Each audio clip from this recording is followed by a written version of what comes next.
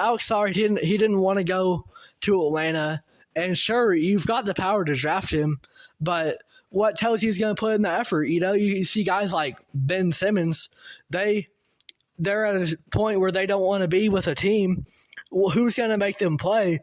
So, sure, Alex Sarr, he probably would play because he's got to prove himself in the NBA, but even as a first overall pick, teams are going to be willing to take a chance on you if Alex Sarr didn't want to play for the Hawks. He would have some leverage, even if it's not a lot, to get out of Atlanta. So I'm not mad at the Hawks taking Zaccharie Risacher.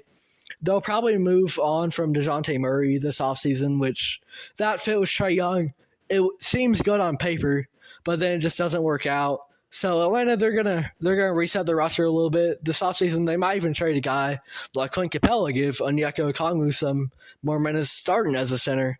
So Atlanta, that's another team I'm just kind of intrigued by the moves that they're going to make. I think they've got a lot of different avenues they can go. DeJounte, he's got some trade value for sure. For Zaccharie Risacher himself, he's not going to be as flashy as a guy like Paolo Banchero, Edwards, or Wemby, who I mentioned earlier. And that's okay, because Atlanta, they just need some guys who are going to lock in. They're going to play some defense. They're going to hit some shots outside from the spacing that Trae Young can create. You need some guys like that. And Risacher, he can defend at a great level. He can hit the three at a great level. He has good size as well. Risacher, if he can be an important piece to a Hawks team, and this Hawks team over the next couple of years, they win. They actually make the playoffs.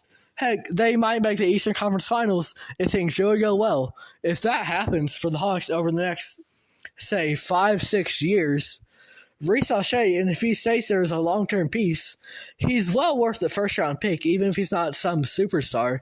If you get a foundational piece for your franchise, a winning franchise, right? A winning franchise that you expect to turn this team around, and you have a foundational piece that you drafted with the first overall pick. Even if he's not a superstar, he doesn't need to be. You've got Trae Young. He can get you 25 points and 10 assists a night. If Risacher can be a solid contributor to this team, I don't think he's a bust. I think he's going to be pretty safe, even if he's no star, even if he doesn't make any all-star teams. He's going to make some all-defensive teams, though.